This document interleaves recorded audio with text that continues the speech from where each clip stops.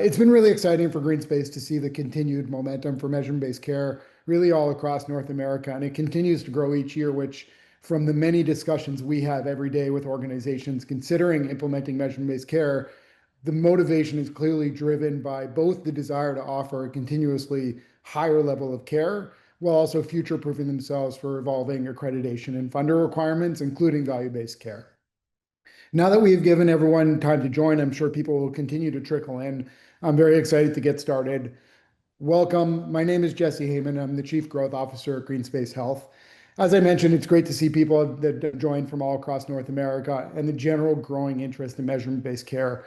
On top of the broad interest we see every day, we've had over 940 clinical leaders and clinicians register for this webinar, which is amazing. It is the most we've ever had, and we've run quarterly webinars for the last over the last 4 years.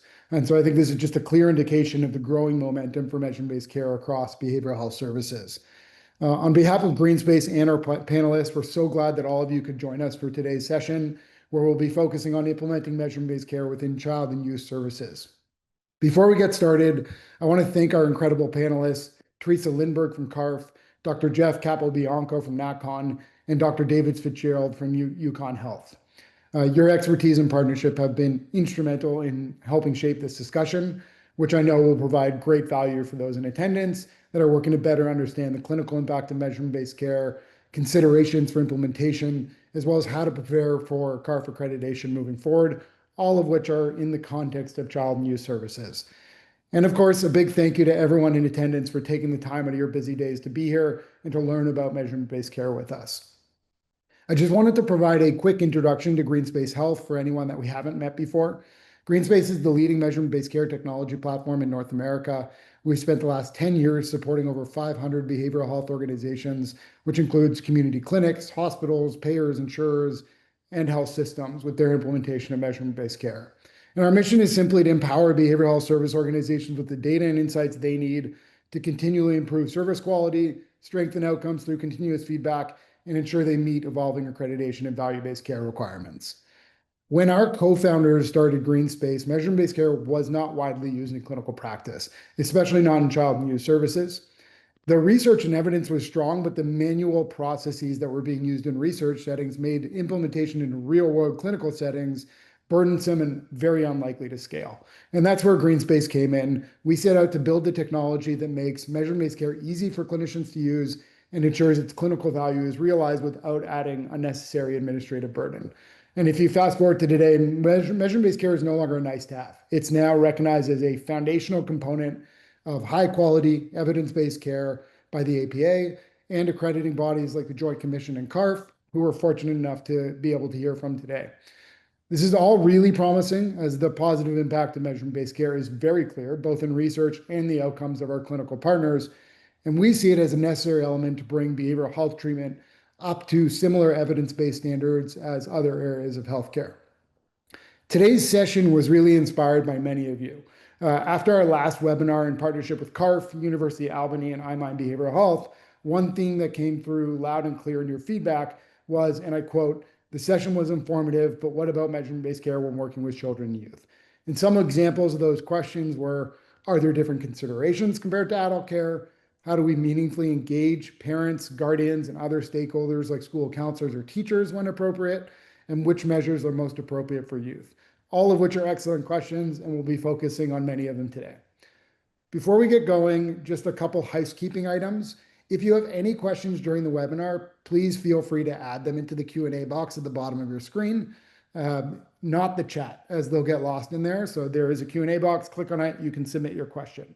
We'll also be using an upvoting feature. So if you see a question you'd like to hear answered during our Q&A, which we'll be doing in the last part of the session, you can simply give it a thumbs up on your screen to upvote it, and we'll make sure to address the most high demand questions. Same spot on your screen, click the Q&A, you'll be able to see the questions that have been asked. Additionally, at the end of the webinar, you'll be prompted to complete a brief survey. It will literally take less than a minute to complete, and we'd really appreciate it. It really helps with your feedback, just really helps to provide an understanding of how today's panel went, as well as any suggestions you might have for future topics and sessions. Again, it will only take a minute to complete, and we'd really appreciate your input. I am now thrilled and honored to pass it to our expert panelists to introduce themselves and share why they're excited and looking forward to the discussion. So I'll turn on our cameras and we can get started with Teresa Lindberg from CARF. Thanks, Jesse. Hello, everyone. I'm really happy to be here and to be part of this panel. As Jesse said, my name is Teresa Lindberg. I am the Managing Director for Child and Youth Services here at CARF International. And for those of you that don't know, CARF stands for Commission on Accreditation of Rehabilitation Facilities, which is why we say CARF. I am a licensed professional counselor in the state of Arizona. I've been in the field with children and families for the past 14 years. I've been at CARF for a little over 4 years in various roles, but most recently the past year and a half for under the managing director role. When I was in the field, I was a therapist, I was a program manager for intensive in-home services, and then I was a clinical director working in schools and community-based programs. And again, I'm just really happy to be here, and I will pass it off to the next panelist. Let's pass it to Dr. David FitzGerald from UConn Health. Good afternoon, everyone. Thanks for coming and having me here. I am an assistant professor at UConn Health's Psychiatry department in the Child Division. I also help direct our Child and Adolescent Psychiatry Outpatient service, and am glad to talk about how we've moved from getting this as kind of a pilot project and integrated into our day-to-day child clinic. So happy to talk about that as we go. Awesome. Thank you, David. And then I will pass it to Dr. Jeff Capobianco from NatCon. Hello, everyone. Thanks for being here. Jeff Capobianco. I work at NatCon, and we work with organizations that are implementing measurement-based care in their clinics. We work with both child and adult clinics, and my background is as a psychologist, having worked with both children and adults. I've been in the field for about 30 years, doing this implementation work for about 10 years now. Good to be here. Awesome. Thank you, Jeff. And to all of you, we're honored to partner with you all on this panel and have worked with you on it generally. Before we dive into the session, I want to take a moment to clarify some of the terminology you're going to hear today. Terms like measurement-based care and measurement-informed care are often used in this space, and they can sometimes cause confusion. While some believe there are subtle differences between the two, in practice, there's no meaningful distinction. For the purposes of today's conversation, we'll use measurement-based care and measurement-informed care interchangeably. At their core, both refer to the same thing, which is the evidence-based approach, a systematic use of measurement tools and patient-reported outcome measures or PROMs throughout the course of care to inform treatment discussions and decisions and improve the quality of behavioral health treatment. So whether you hear measurement-based care or measurement-informed care, our speakers and myself are really referring to the same thing. With that said, let's get started. Our initial question is for everyone, and that is, with your deep experience in the child and youth sector, how have you seen measurement-based care improve care quality and outcomes specifically for children and youth? And maybe we'll start with Dr. Jeff Capobianco. Thank you. Our work with clinics has really shown that the path to implementing measurement-based care isn't an easy one. It does take time, but once you arrive and you really start to bring in the factors that help tell a story about how children and youth are doing in their families, clinicians really get excited about it.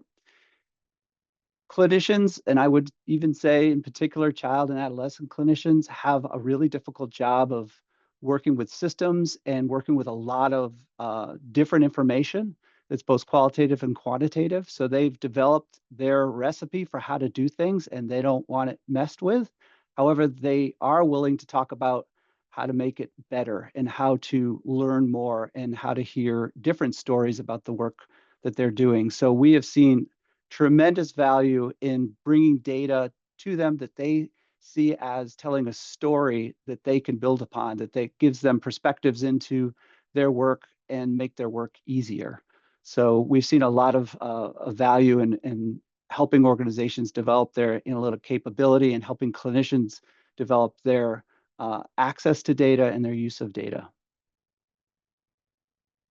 Awesome. Thank you, Jeff. And I'll pass it to Teresa. So for me, with pretty much anything, right? If you don't measure something, you really can't improve it, right? Peter Drucker said that you can't improve what you don't measure. And so when I see measurement-based care, when I see measurement-informed care, it's really that kind of hits home with me. Quick story, when I was in the field, I was a therapist. I was working with the teens and the adolescents because I love that population. And I was using the outcome rating scale and the session rating scale. So it was something that my organization had started using. And so I was working with a lot of my clients and started implementing one of these tools. I remember one of them, his presenting concern was that he had been experiencing really high levels of anxiety. And one of those episodes actually resulted in him being hospitalized. We started doing therapy shortly after he was released from the hospital. And those tools really became a way for him to be able to better express himself and to feel really comfortable sharing his wants and needs.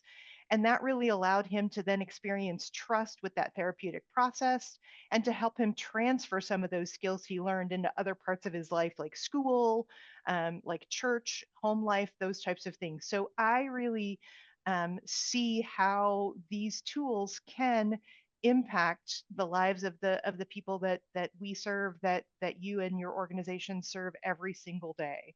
So that's just my piece of it. Thank you so much, Teresa, and over to you, David.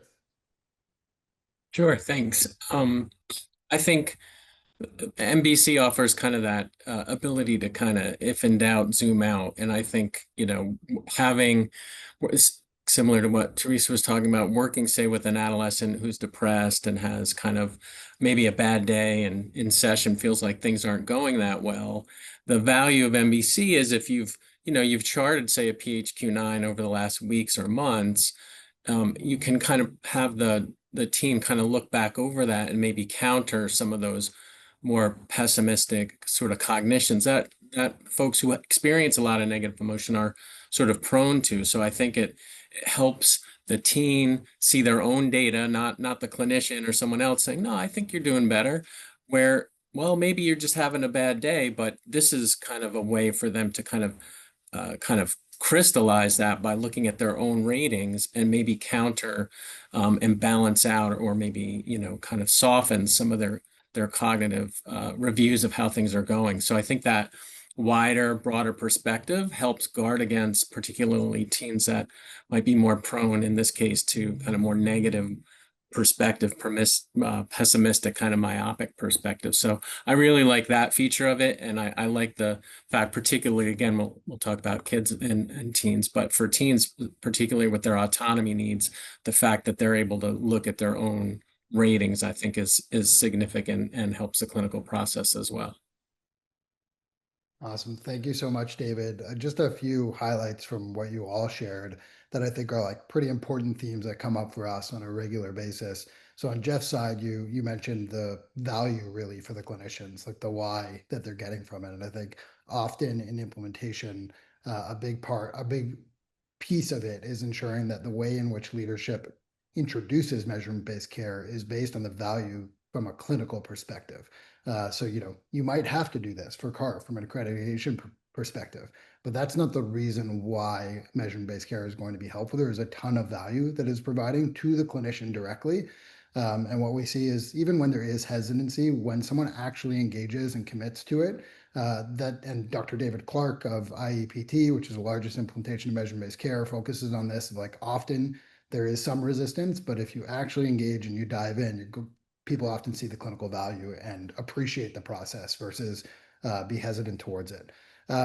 On Teresa's side, I think the shared language piece is a term that we use all the time in regards to the impact on therapeutic alliance, is that so often people in care don't have the language to describe the experiences that they're having or the feelings that they're having, including when they change and evolve throughout the care process. And we know the positive impact and correlation between measurement-based care and therapeutic alliance. Therapy alliance tends to rise as more assessments are completed. And I think that is probably directly tied to the shared language that is built between a client and clinician. And then with that, a shared understanding of the experiences and their goals. But I think that was a really valid point. And David loved the if in doubt, zoom out. I think especially when you're talking about SMIs, or let's use eating disorders as an example, where recovery is a long, hard process. There can be times where people get very down on themselves and feel like they're not making progress. To your point, zoom out a little bit, and you have the data to be able to show them all the progress that they have made, which I think can be an incredibly powerful tool. So thank you all for all those responses. I'm going to throw this question towards Teresa. Do you have any key factors you can share that organizations and providers should keep top of mind when selecting assessments for children and youth? And are there any measures that you'd recommend clinics consider leveraging when they're doing that research? Sure, absolutely. So when you're using any type of assessment, whether it's a measurement informed care tool or any other tools, you really should consider the different populations that you're serving and the needs of those populations, as well as your mission, your vision, your scope of services, and your programs. All of those are actually a piece of what we talk about with the accreditation standards as well. And what that does is it helps to ensure that you're choosing assessments that will support all of those areas and then look at the appropriate outcomes and goals and measures that you really want to get to. You should also look at how the assessment is administered, especially when you're looking at children and youth and adolescents. Does it have the option for them to fill it out themselves? Does it have the option for the clinician to fill it out? What about the other systems that the child and youth are involved in? What's the format? How long does it take to complete? What's the language of the assessment? Also, and this was brought up earlier, how the clinician or how the person who is administering it introduces the assessment, not only to the organization, but to the clients, to the person served. Um, One thing to really think about, and this is something that we had to consider when we were choosing our tools, is children can tend to be people pleasers. And so, especially when they're involved in child welfare or even juvenile justice, they may not be completing the tool as honestly if someone is watching them fill it out. And again, how it was introduced to them. So when you look at the different tools, look at those options to decide what might be a good implementation for that. Also, you might want to check with your funders and or your referral sources to see if they might have requirements or expectations about specific measures, specific outcomes that they want to see from the work that you're doing. Real quick, as far as recommending any specific assessments or tools, because measurement informed care is really one small piece of a larger puzzle, there's really not one I would specifically recommend because it's depending upon, again, what I talked about earlier, the scope of your services, what your mission is, who you're serving, but just making sure that whatever you do choose, it should have the capability of gathering not only that input from the child or the youth or the adolescent, but also the other systems that the child and youth is involved with. Thank you so much, Teresa. I think you touched on a couple topics that we're going to continue to talk about later. And I think a really important one, similar to my comments around clinicians, is how to introduce it and making sure that the client understands, especially when you're dealing with young people, the impact that it's going to have on them. So yeah, thank you for that. And I'm going to go over to Jeff. Working with children and youth often involves gathering input, to Teresa's point, from multiple stakeholders. You can think parents, guardians, teachers, caregivers, and others. How do you support organizations to help them integrate information from many different stakeholders into what would hopefully be a cohesive, clinically meaningful picture to inform care discussions and decisions? I think first we work with clinics around who are you? What is your, for lack of better terms, your brand? What do you set out to do? Because many times when we're working with clinics, we find that the parents, the school, other providers, maybe social health providers, don't fully understand what the clinic does. They have assumptions that are wrong. So clarifying exactly who are you and what do you do as a clinic, defining your care pathway. When people come into care, what screenings do they get as they move into care? What repeated measures do they receive and how to use that data moving forward? Because as an organization, they need to be able to understand the why of measurement-informed, measurement-based care, the what does it look like when it's done well? What is its purpose? And then how they go about doing that. And then bring that to the other stakeholders so they understand and they can be part of this journey they're on to improve the wellness of their clients. So we start there with like an assessment of what their data capacity and use is, what their brand is, what their messaging is, and then working with clinicians in particular, because they're going to be the ambassadors for the use of this data with the schools, with the parents, with their clients, to really make sure we fully understand their understanding of the use of data and measurement-informed care, measurement-based care, because we've used data historically to, I would say, beat clinicians up, productivity, getting all those signatures in the chart, making sure your treatment plans are up to date. And many clinicians see it as kind of a, let's just get this done, give to Caesar what is, his, and I'm going to get back to doing my work, which is really important. They don't see the convergence of data telling a story that's useful to them.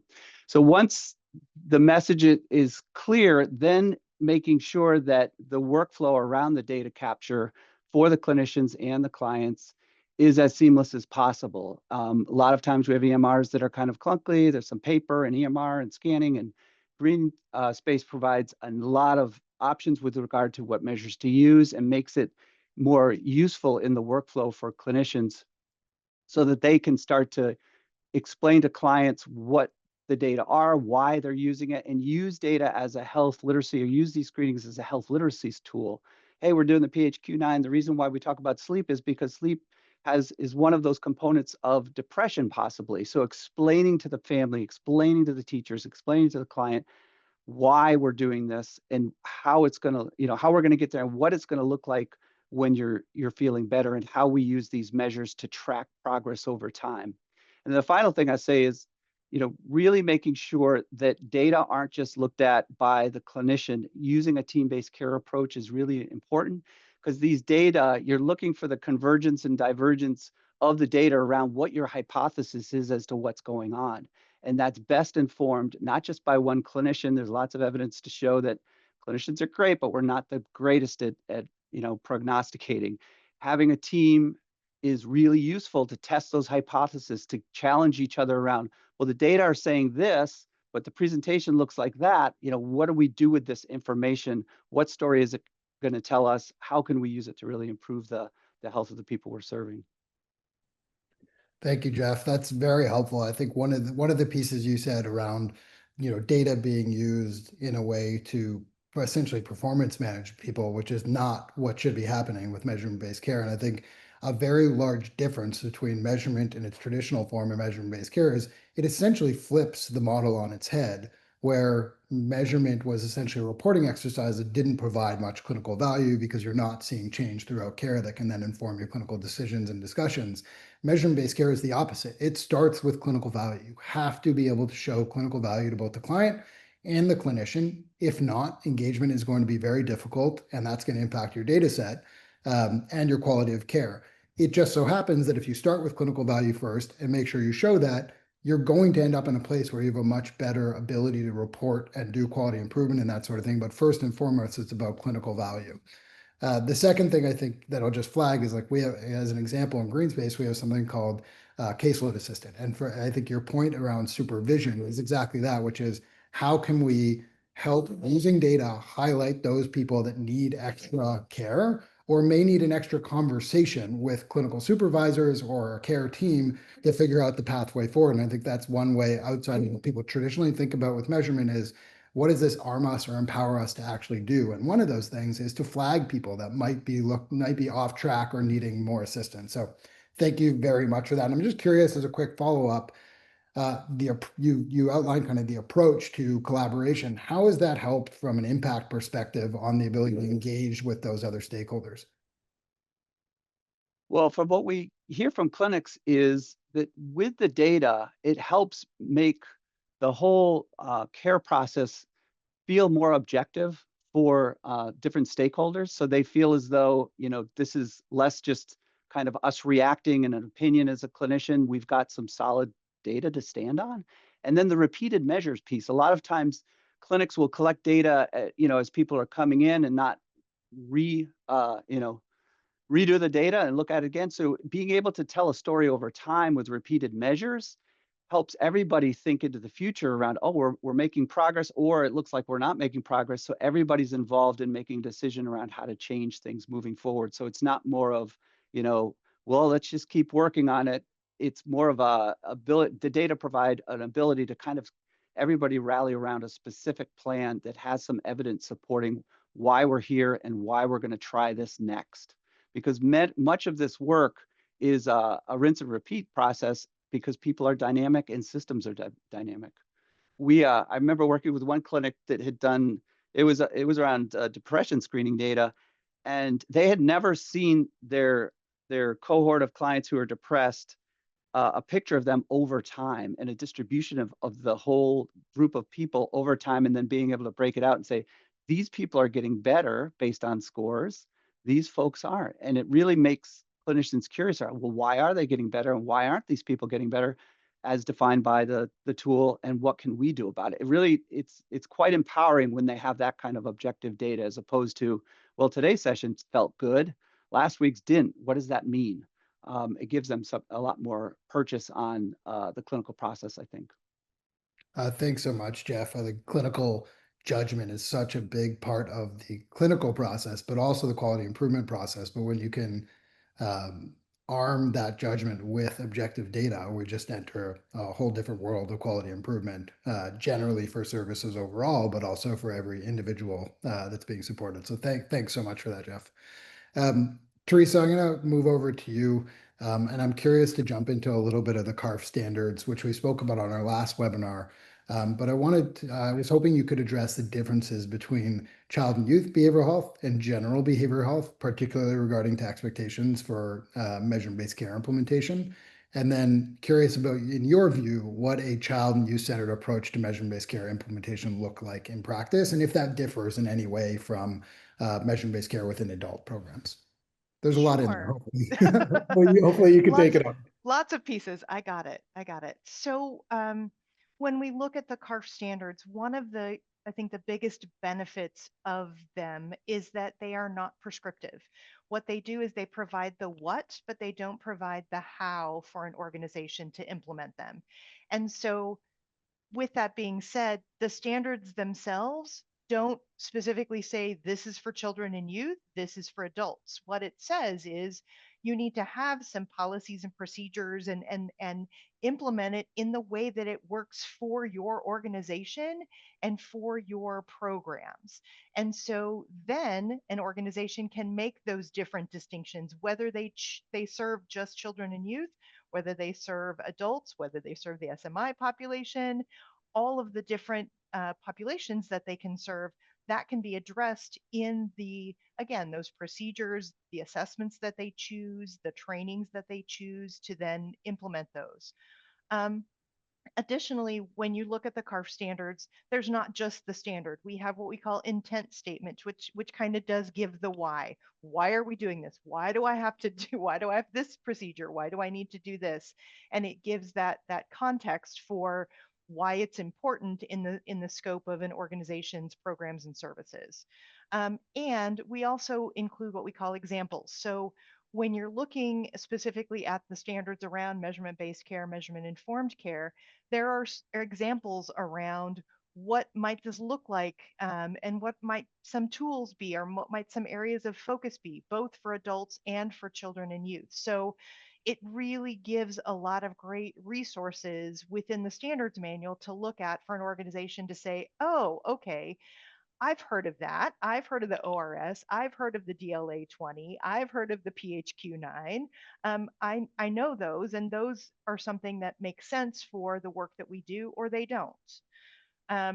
As we've talked about, and my colleagues have shared as well as myself, one of the biggest differences when you're looking at implementing with children and youth is, again, they're more often than not involved in those multiple systems. So how do you also incorporate any of that feedback from child welfare, school, juvenile justice, if they have, work, family, any other types of environments where they may be participating. So having that feedback, having that involvement from those various systems when it's appropriate can also help to identify and narrow down those areas of focus when you're looking at how you're going to focus their treatment, or how you're going to, focus the practice that you're doing. Yeah, I think that covers it. Did I get it all, I Jesse? think you got it all, Teresa. That was super Woo! helpful and good memory on the questions that were being asked, but thank you. Yeah. I'm going to jump over to David. Now that your team at UConn has implemented your measurement-based care pilot and are seeing its impact, I'm sure curious if you can share a little bit about the impact you've seen, but also broader vision for your measurement-based care work regarding like the next steps you're planning for as you look to kind of expand and scale your implementation. Absolutely. So yeah, we kind of launched a measurement-based care kind of pilot project, if you will, and particularly using GreenSpace with a grant-funded, community-based parenting program. A colleague of mine and I were both sort of interested in MBC. It wasn't yet able to be kind of purchased and put into place within the clinic and the administration, but we saw an opportunity with this separate program to kind of get a kind of foot in the door and a trial run with, if you will, with MBC, and hopefully from there our vision was to then extend to the child clinic. But in the meantime, of course, we were able to show our current and our prospective parent participants decreases, psychometrically sound measures showing statistically reliable reductions in child behavior symptoms, right? That was one we used the pediatric symptom checklist, but we also used parent stress and parent confidence, and really to be able to kind of show the difference over time in a program evaluation way. So we didn't have as many repeated measures, but show over time, beginning, middle, end, how those things were decreasing helped two things. One, because many parents are sort of suspicious of the idea that if I did something different, my child's behavior might change. So some of those parenting programs that help to kind of ease that idea, but also very useful for our funding and continued funding, because it made it much easier to go back to the agencies that were supporting this and say, look, 70% of our, kids are showing reliable improvement on this measure from before and after. And so that made it a lot easier to write the year-end summaries and to get funded for subsequent years. So that was kind of the beginning. Since then, according to plan so far, then we were going to try to extend it into our clinic proper. That took, as Jeff said earlier, more effort and more systems. So we had to kind of work with administration and kind of work our way up on the business level of things, work with contracts, all kinds of folks, Epic, IT folks, to kind of get this idea launched. And, of course, as an academic medical center, we always did evidence-based measurement and assessment, but it was kind of, as you said, Jesse, earlier, hampered by paper and hand inputting and clunky EMRs and things like that. So to be able to present a kind of more of a seamless approach to getting those data to and the describing the value of having it, as we talked about earlier, that was kind of the next step. And then, beyond that, trying to get it implemented and then demonstrate its utility to kind of maybe extend it to maybe our friends in the adult side of the department. But I'm happy to report we just last week found out we are going to be able to roll this out in the clinic, but it did take a good bit of time. I'll talk about that maybe later. And then as some of the panelists have already mentioned, once in place, the next vision is to help with both training needs.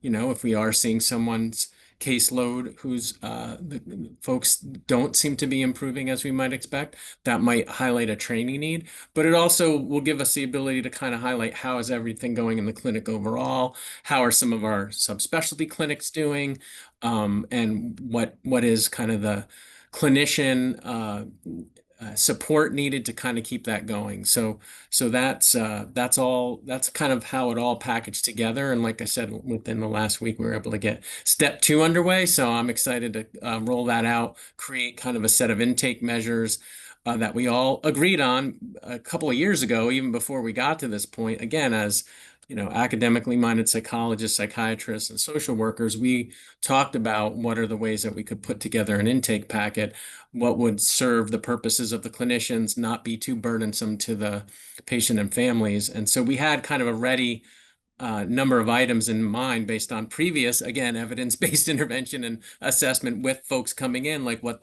was the Goldilocks question about how much was too many questions and what was good depth and breadth for our clinicians. So that's kind of the idea. I think it does take just a vision. I think, as Teresa was saying before, how you're going to implement it, and then just perseverance at the steps. Awesome. Thank you so much, David. And I think measurement-based care, there are definitely many champions across North America, and you are one of them. And I think also UConn Health, just like sharing the story in regards to where your clinic lives, in regards to, I think, inspiring and being a reputable teaching clinic that others are learning from. It's not just impacting your specific clinic, but I think impacting a lot of care, hopefully, across North America. So thank you for all that. I'm going to move over to Jeff. One question we often get is whether clients, including young people in care, will be excited to engage in ongoing assessment completion. And in our experience, if the provider, similar to what's come up already, explains the why to their client and then leverages the results within care discussions and informed decision making, clients experience the value themselves. And I think because of that, they can continue to engage. And we see that through about an 83% assessment completion rate within green space. Curious how you've approached this with organizations you work with to help them ensure that their clients understand the value and are interested and excited to engage in measurement-based care. Or maybe I should say interested or excited to engage in measurement-based care.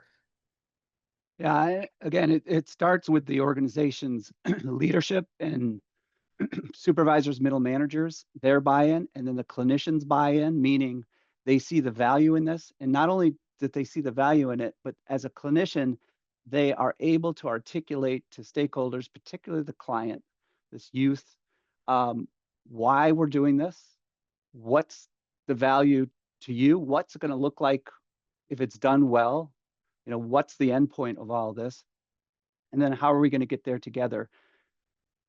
Data capture and data use should be an internal locus of control, option for youth, so they can see it as something that they own. It's something that they can use to get what they want. If somebody's showing up and they want a girlfriend or they want to buy a car, as a clinician, we need to figure out a way to link that story to what we're seeing around their functioning and what others are reporting are needed for that person to be whole, to be high functioning, to be ultimately happy. So data and the screening tools and the assessment process that we use as a health literacy standpoint, the clinician has to be really good at owning those data, getting excited about those data, and explaining and making it contagious and sticky to that client. So they say, oh, this isn't half bad actually. I don't think we're ever going to get somebody super excited about filling out an assessment form. But if we do it together and we do it in a way that provides health literacy and reinforces what they want and reinforces some of the things they're struggling with, oh, this could be why this is happening. Look at that. You told me this. This data point shows that. Maybe we can work on that together. This partnering up around the data, so it's not something that's it's not out there, it's something we have to do. Oh, we got to fill out this form.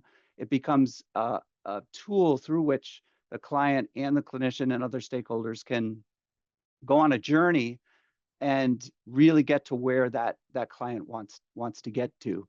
Sometimes too, it can be used as through motivational interviewing and things like this. It can be used as a way of laying the truth down in front of somebody, like, you say you really want this, but this shows us that this continues, and those two things, aren't in alignment. If this keeps happening, then you can't get that. And this data is showing this keeps happening.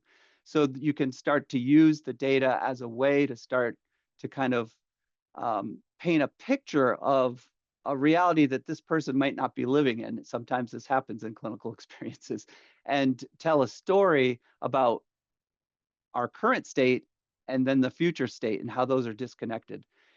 Clinicians that get excited about the use of data and know its limits and know how to tell that story and make it sticky really get clients excited about it, because that excitement is contagious. But again, I make it sound all nice and exciting. It's hard to do, and doing 10 screening tools or doing lots of data capture is not going to be fun for anybody. So the organization has to really work around developing care pathways that are reasonable and that it's, the right amount at the right time for the right client. Yeah, I think on that side, it's measurement-based care systems are trying to help automate the process so that the clinician doesn't have to do too much, or some decisions to be made at clinical leadership that may also and should also be collaborative with the clinicians. But after that, ideally, it's set and forget that assessments can be done, and in some cases, and in GreenSpace's case, that the insights are being pulled out for the clinician. So not every clinician needs to dive deep into the data, but you jump into John Smith's profile, and at the very top of your screen, you're seeing what you can focus on and what really has changed. And that, I think, clinicians have found that super helpful, because you're not expected every time to dive deep into the data. You're not a data analyst. So having a system pull it out for you can be super helpful. We're wanting to switch over to the Q&A questions pretty shortly, but I have a couple other quick questions. And I'm going to stick with you, Jeff, here. Just if you could talk a little bit about your perspective on the relationship between measurement-based care and an organization's ability to prepare for and succeed in value-based care payment models. Yeah, the value-based payment models are not going away. They're very bipartisan, meaning all political factors like this, which makes sense. Many times we're using tax dollars to do the work we do, so that the taxpayer needs to know what the value is for their dollar spent. I see this as a very good thing, because we in the safety net world tend to be underfunded for providing the highest quality of care. So a value proposition that an organization can make using data, both cost data and clinical data, to say, if we get these dollars, these are the outcomes we can create, these are the outcomes we can move towards, and these are the things we need, like GreenSpace. We need to be able to pay for these things so that we can deliver the highest quality of care. I think using data to tell the story of highest quality of care and the value proposition that brings forward is extremely valuable. And it requires that clinicians begin to understand the cost factors associated with the work they do. A lot of times, if you're not in private practice and you're working in a clinic that's government funded, you don't want to talk about funding. You don't want to talk about billing or any of that. It's useful to understand this value proposition approach, even from the standpoint of cost offset factors. You can tell a story of, if we're not here working with these children, child protective services, police, crisis are going to be involved. That's going to cost a lot more money than what we do. So there's a lot of ways to use a value proposition to tell a story about what we need as an organization to do better care, the highest quality of care, because we're underfunded. But it's also useful to be able to tell a funder, maybe even a foundation, this is where we're at as far as being able to really move the needle on improving the lives of the children we're serving. So I'm excited about value proposition, as long as it's not a stick used to keep funding at the same level, or to really beat organizations up. And I think if organizations take an entrepreneurial mindset and get excited about articulating their value proposition effectively, it can be really valuable. Thank you so much, Jeff. I think that goes back to the earlier comment of, if we don't know what's working and what's not, we can't fix it or can't improve it. And similarly, if we don't know what's working and what's not, we can't advocate it for it. And I think that's from the funding perspective. I'm going to throw it to David for just a quick response in regards to, like, UConn Health is a very reputable teaching health system, and I think playing a vital role, like I mentioned earlier, in shaping the next generation of clinicians. We see measurement-based care as a valuable opportunity for structured learning and creating a culture of learning and improvement internally. And I'm curious if you could reflect a little bit on how that has gone at UConn Health, and if you've seen that impact in regards to creating a culture of learning. Sure. Yeah, I definitely see that, MBC kind of creates an opportunity for evidence-based decision-making, which we want to instill among our future clinicians. In terms of supervision, it gives the opportunity to kind of introduce and follow along how a particular case might be going. I think stepping back to have folks and our trainees recognize some of the more system level and clinic level things are important in their training too, as they go on to be, future clinicians and maybe administrators and things like that. So I think having that system perspective is helpful. But I also think, at a more micro level, it offers the opportunity for them to see it in action. So, for example, as we heard earlier, we might have a teen presenting that things are going great and everything's going well, and I had a fellow say, well, we'll go ahead and start getting some measures on this, let's see. And the PHQ was like 25, but she was smiling and saying everything was great. And that kind of like Jeff was saying, it offers an opportunity to say these things don't kind of seem to be going together so much. People tend to rate that number, that usually means they're not feeling so great. So it gave the fellow an opportunity to see, oh, okay, so sometimes reports differ, and getting some of this information is helpful. Maybe just your clinical judgment that they were smiling and telling you things were okay might not be always enough. And so backing that up. So I think that was an kind of a good example of passing those ideas along to kind of the future clinicians of the value of integrating all these things into your assessment and treatment. So I know we're close to time, so I hope that answers. I don't want to take up too much more time. Definitely answers and very helpful, David. And I think from here, we're going to jump into the Q&A because there's a bunch of questions that people have, and we'll try to get to at least a few of them. The first one might be very quick and easy, and I'll pass it to Teresa, but it's the highest upvoted question. I love the ORS SRS. Does CARF currently require measurement-based care? So CARF does have a standard that is around measurement-informed care. For all of the programs and services that you have. It's in, anyone familiar with the CARF standards, it's in our general program standards. We don't tell you which tool to use. So if the ORS and SRS happen to be the one that you want to use, great. If it's a different one, that's totally fine. What we have is an expectation around policies and procedures around the tools and the training and that kind of stuff. So yes, is the short answer. Awesome. Well, I thank you, Teresa. I will pass this to whomever wants to take it, but I'll read it out. It's a bit of a longer one. From Daniel Sharon. Both providers and clients continue to demonstrate historically limited engagement with measurement-based care. Successful engagement typically requires a belief by the provider and the client that measurement-based care will provide a relative advantage to therapy, resulting in better outcomes using measurement-based care than without. To what degree do the panelists see the youth measurement-based care field accommodating the need for idiographic, individualized assessment that is meaningful to the individual client and provider, as opposed to the current focus on nomothetic standardized assessment tools typically favored by organizational leaders? One example given in this question was goal-based outcomes, which I think is something interesting in regards to the theme of the question. So I'm not sure who wants to take that, but I'll leave the floor to one of you.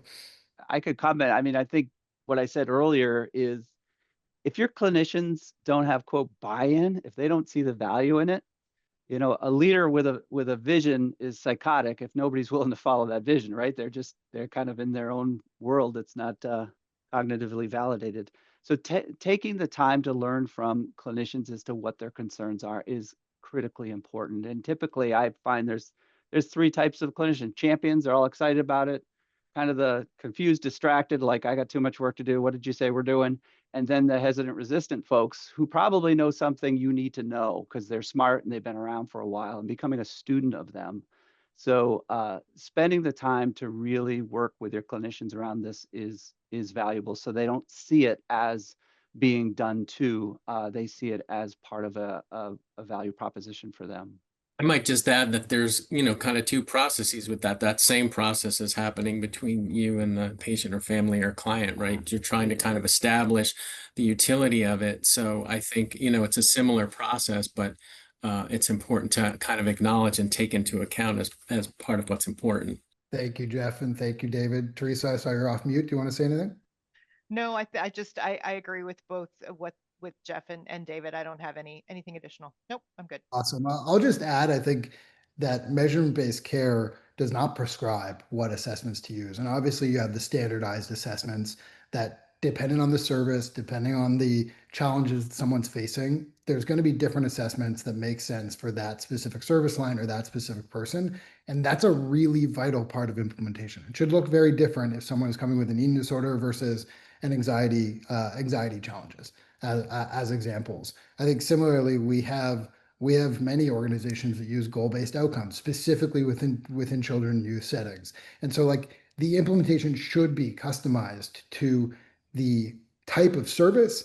And then at the clinician level, they have the option to customize to the individual. So if someone's in an anxiety program or anxiety service, and you find out, I'll stick with this example, that they're struggling with disordered eating, you can, as a clinician, add that assessment while the overall data set stays strong and consistent, because you're not changing the assessments given to them. You're just adding this one to make it more related to their challenges and their specific needs so that they're engaged throughout the care process. So there's definitely the flexibility there.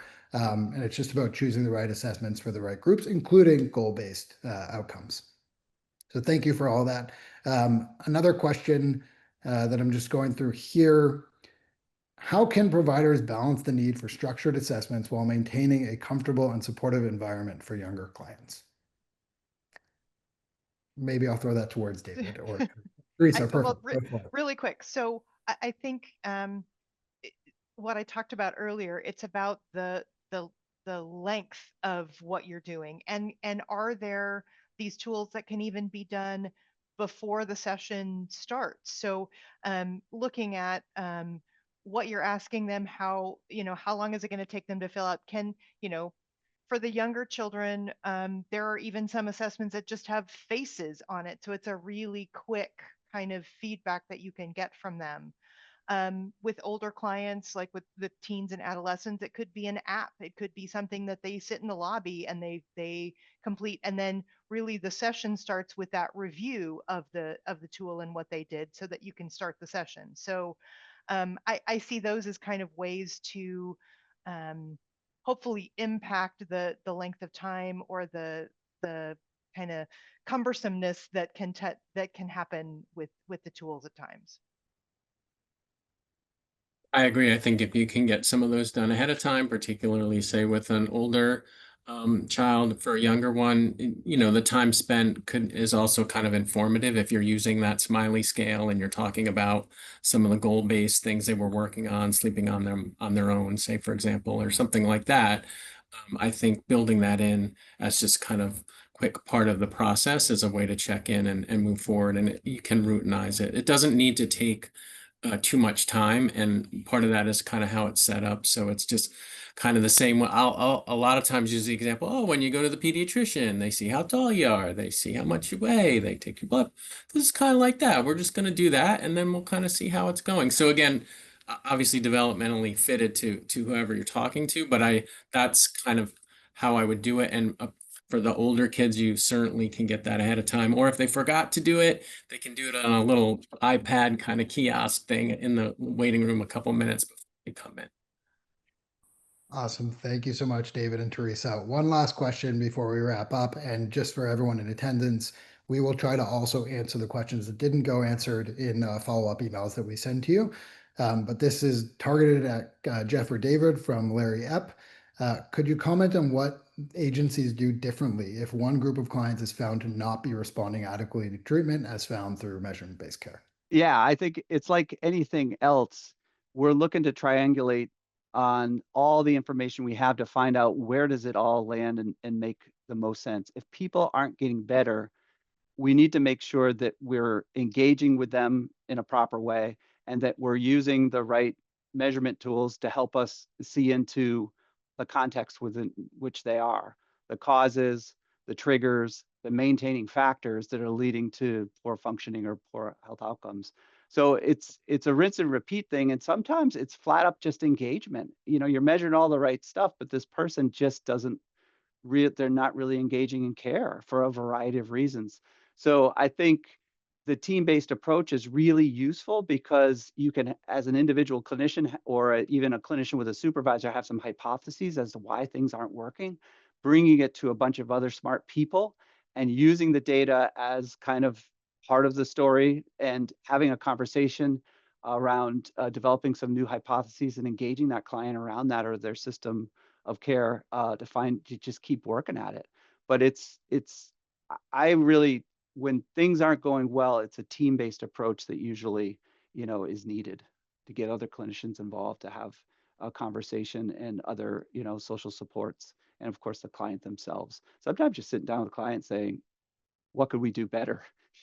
Just being flat about it. This isn't working. What are we doing wrong? And taking ownership of it. but building that into protocol, I think is definitely required. Awesome. Thank you so much, Jeff. I think there's a really great example and answer that question at a system level, which is the same as I mentioned earlier, Dr. David Clark and NHS Talking Therapies, where I think his line is, we were at 32% when we started measurement-based care in regards to symptom improvement. And if we didn't do this, we'd be blissfully ignorant and we'd still be there.